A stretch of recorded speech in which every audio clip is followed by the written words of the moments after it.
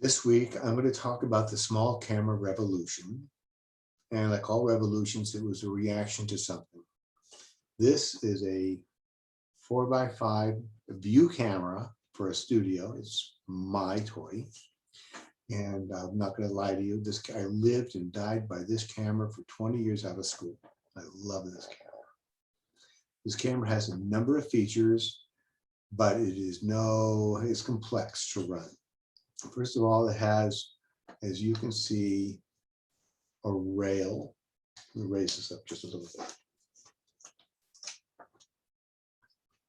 I have what we call a rail here that these components ride on. On the front, there is a lens, and on the back, there is a ground glass. The ground glass has a grid pattern on it, so it helps you frame and decide when things are vertical, how you manage your correction, all your lines. Part of the key to this camera is that it helps you correct things. You know, it's like when you look at a building in the city and you're looking up and you take a picture and the picture looks like this. It's called keystoning. This kind of camera can correct that and make your verticals vertical, so to speak. Now the lens up here is closed right now. It has a switch that opens it. And as you can see, it's partially stopped down.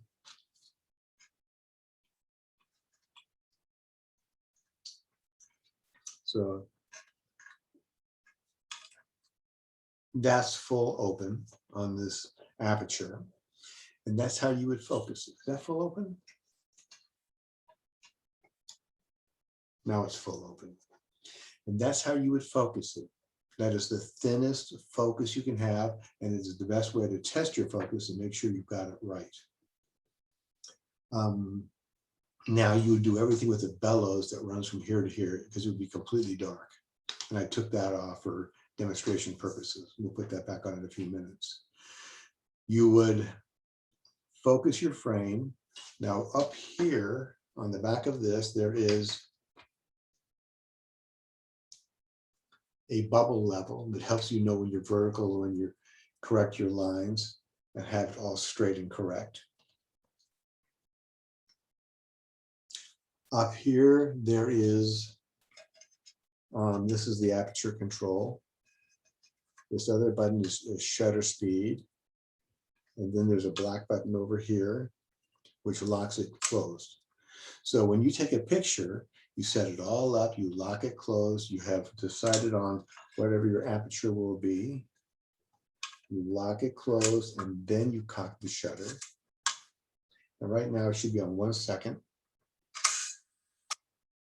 Now, among the settings on shutter, there's also B, which most of your cameras already have, and you're familiar with that.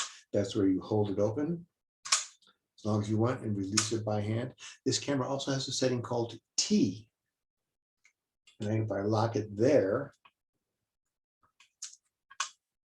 I can open it. My hands are free. I can leave this for hours if I want. This is how you get the stars crossing the sky. And then I close it when I feel like it. Now, let's put the bellows. I'm going to put the bellows back on. Bear with me for a second here.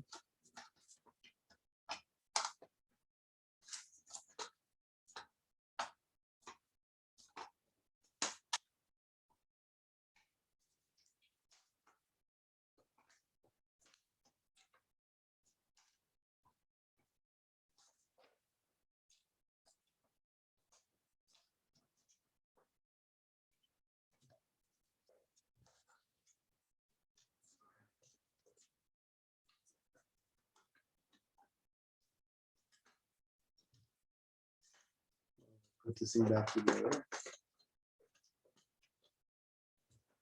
There's not many reasons why you would take the bellows off unless you're putting a filter on the back of your lens, which is one of the things you can do. Now back here, this camera does other things. It has a thing called tilt.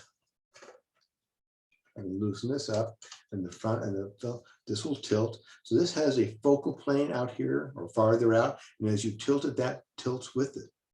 So you can carry the focus from the rocks in front of you to the distant mountains. Ansel Adams probably would have done that. Use employed tilt. It has a thing called rise and fall. So I can make it go up or down. It has a thing called shift. This is swing and this is shift. The rear element has these same components. So I can tilt this.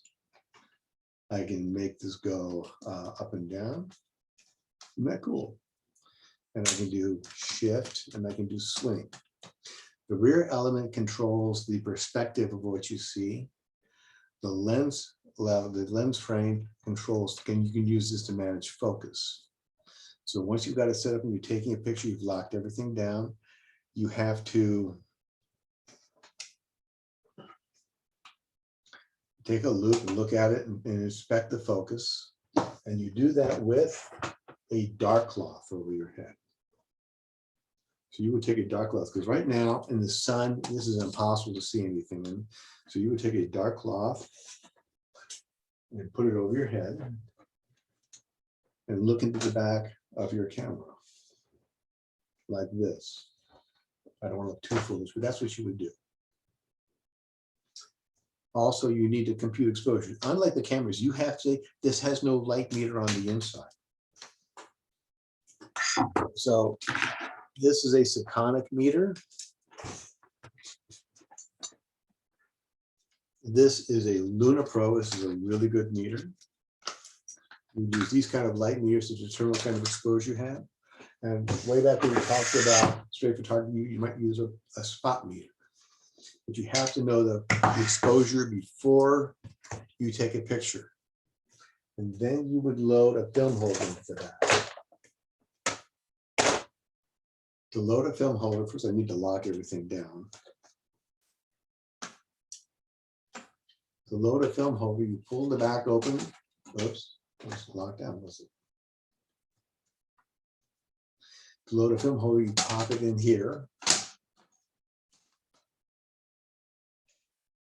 And I'm going to roll it back so you can see a little bit.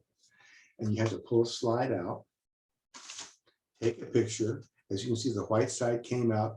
You flip it so the black side's out. And now you know that that side of that holder has been exposed after you take the picture.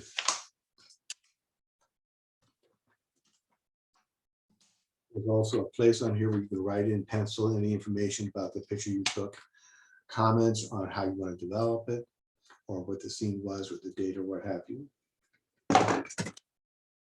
That's how you manage this camera.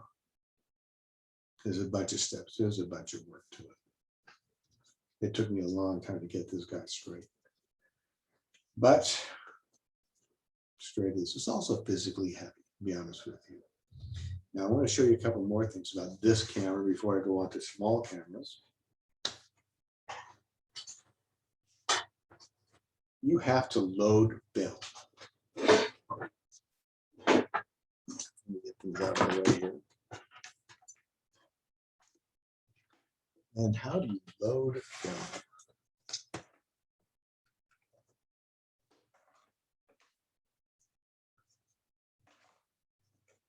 Where's your loader? Empties here.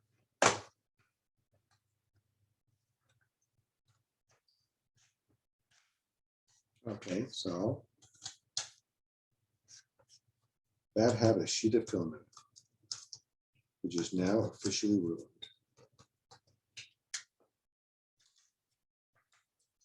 I can use that to do my demonstration. When you look down, and this is a box.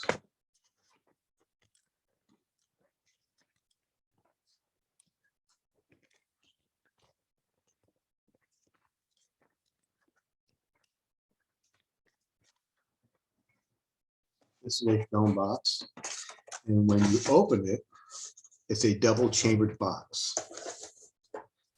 So I open it, and there's another lid. And I open it, and there's another, and then there's another area with cardboard and film in it. This film's all bad anyway, so don't sweat it. So I'm going to load a sheet of film. I'm going to load one holder right now. Show you how it's done. You have to do this in total darkness. I tell my other students in my other classes, you're going to learn what it means to be a blind man because you have to see everything with your fingers. So I grab a holder, and then check it. You can't see it here, but there's bumps. These bumps indicate the white side. On the black side, it's smooth. So I've computed that the white side is always the new side to be open.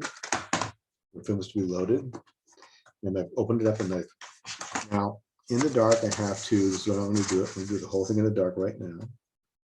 No, I'm not going to turn the lights out. But I'm going to go show you all the steps to do this.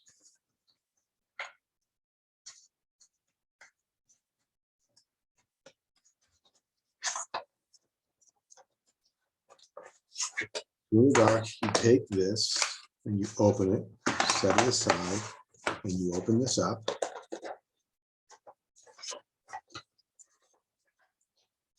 By the way, this is done with clean hands. You don't eat a cheeseburger and do this.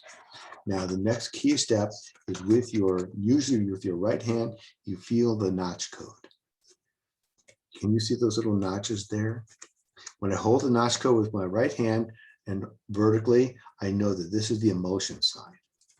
So I have to now, in the dark, total darkness, open this up.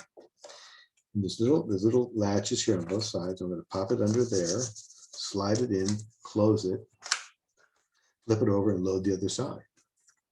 And the other side has in it film as well. Let me get rid of that. This is old film, so I don't know what it is. Do exactly the same thing now. Open it. Pop this open. Feed this under in the dark, total darkness. You feed this under here, close it. Now you have two photographs in here. That's it. So it's time to develop this. You have to also, the whole thing's done totally in the dark. The first time you can see light is halfway through the fixer stage. So there's developer, pre-soak, developer stop, fix, and halfway through the fixer is when you're allowed to turn the lights on. And this is not as simple as a darkroom tank for those who do 35 millimeter or 2.25. That sheet of film has to go into a film hanger. All this film creamed now. You have to open up this film hanger, pop this into here.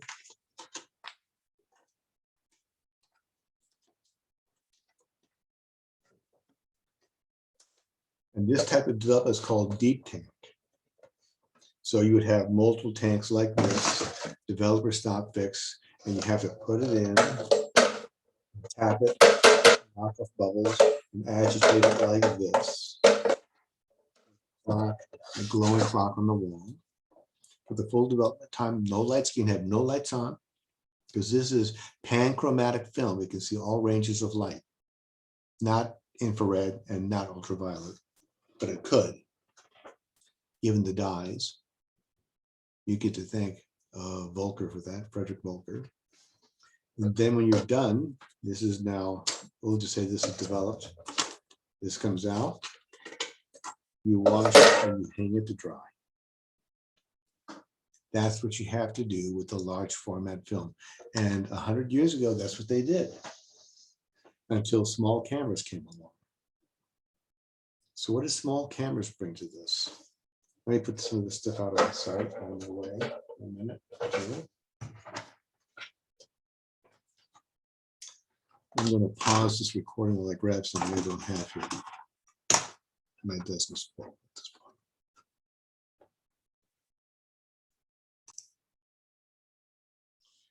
Before I show you how to manage 2.25 and 35 millimeter, I want to show you how to load film. Let's start with 2.25. This is a 2.25 film here. I'm going to cut this thing open.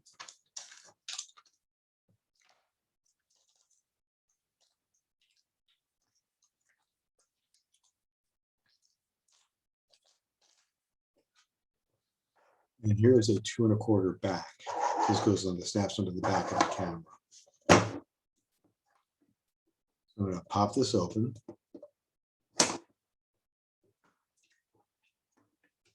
Here's part of the back. As you can see, it has 2 reels in it. It doesn't have to have 2 reels. A reel, one of these little posts, comes with the film. So let me open this up. Take that loose paper off.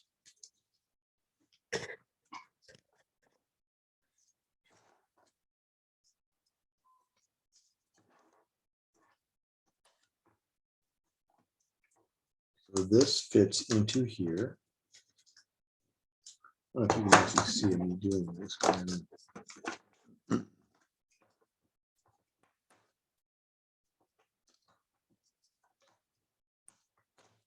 Now the black part must be up because the black part is going to be the paper side.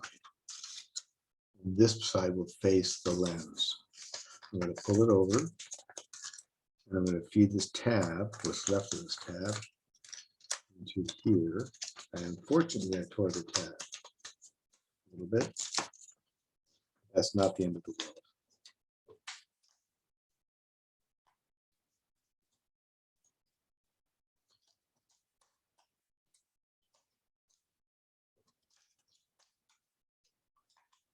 This point is pulling through, and a little start arrow has popped up.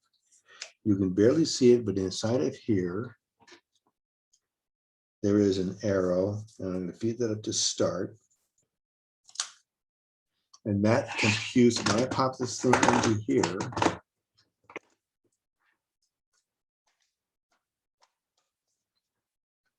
and to lock it, I will wind it and it will automatically stop at a certain point.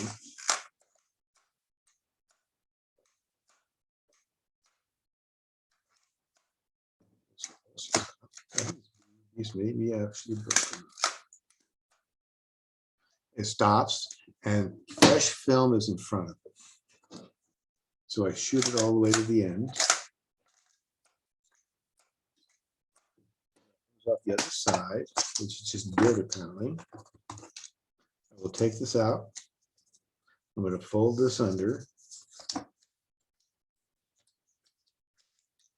And I'm going to lift this, and the film locks in place. It protects it until you're ready to develop it.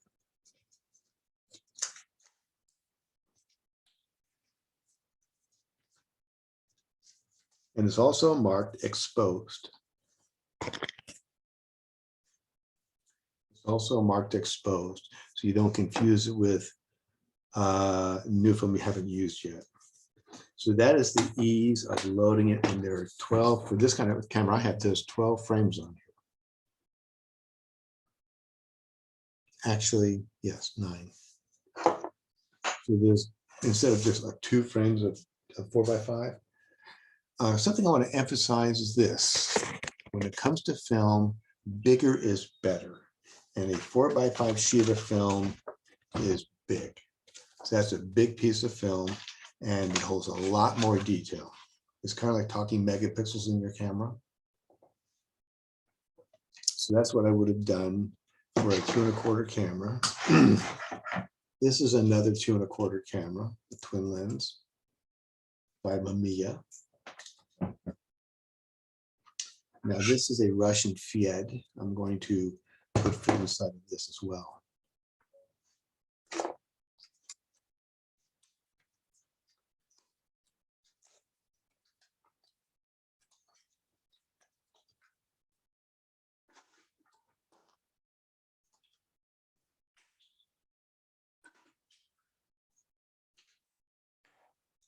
You know, when I turn the camera down, it's so wicked bright here. I'm going to turn off the lights in the room and see how it holds.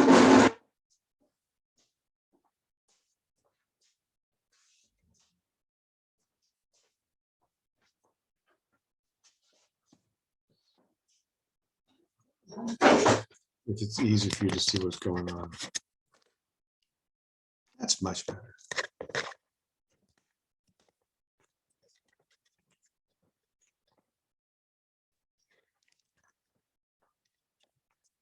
So I'm going to open up the back of this old camera.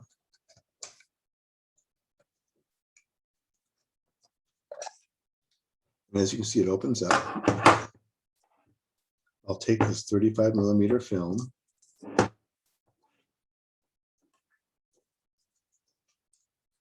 I'm going to load it across here.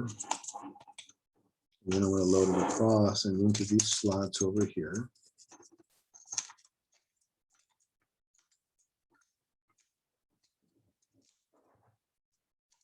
And I'm going to pull this lever that winds the film until it just lies flat.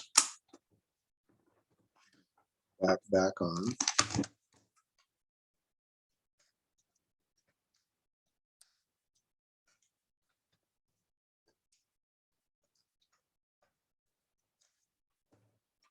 And I can wind it right here. Take a picture, wind it, and advance it to the first frame. Oh, that's the self timer you're hearing.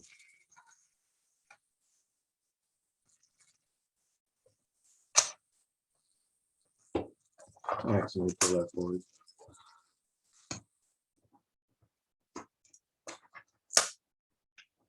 There, now the camera's loaded. And you can shoot.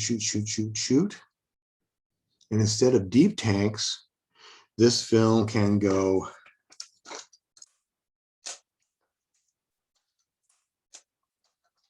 we're going to put this film onto a simple reel for processing, which is large dummy in daylight.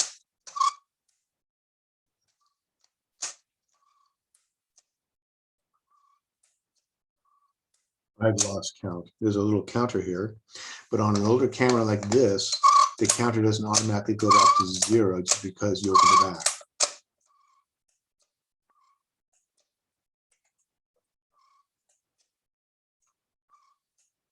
You'd have to manually reset it to 0 on the counter.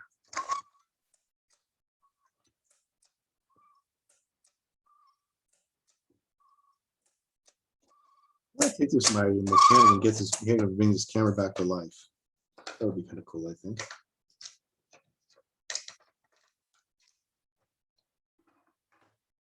Well, I didn't finish the roll, but that's survivable.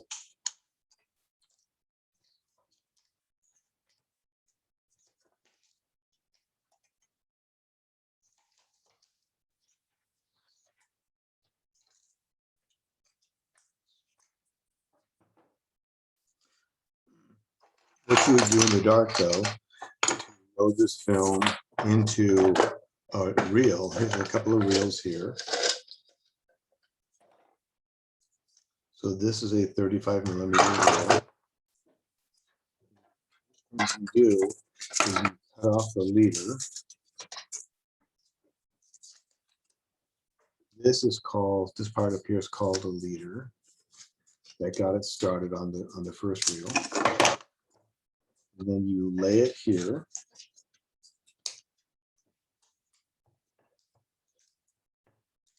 And you can feed it through.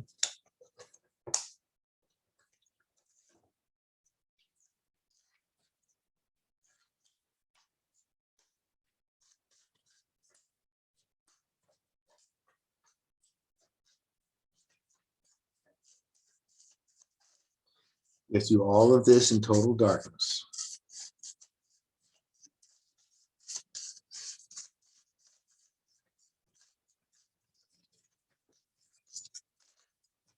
And I'll emphasize again, do this with clean hands.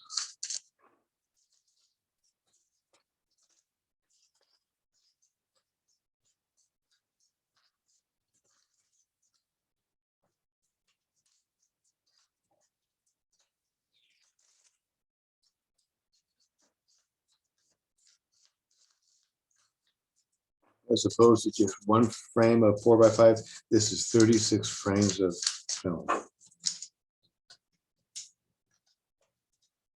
I'm getting a lot more out of this. As you can see, the film is a whole lot smaller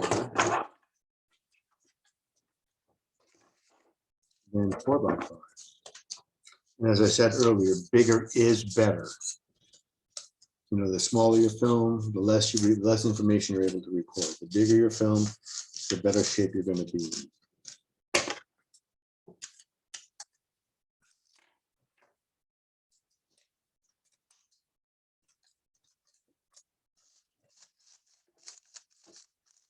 So that's 35 millimeter. While we're at it, we're going to 2¼ Now this, while it looks not that big, I can actually make this big. I can expand this.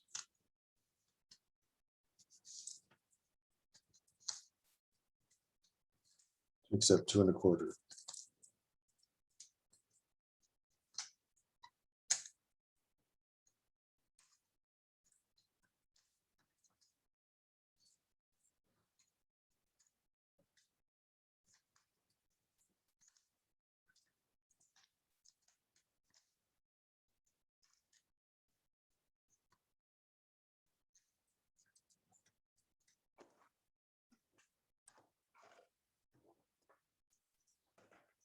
Yeah, while I'm cleaning my desk here.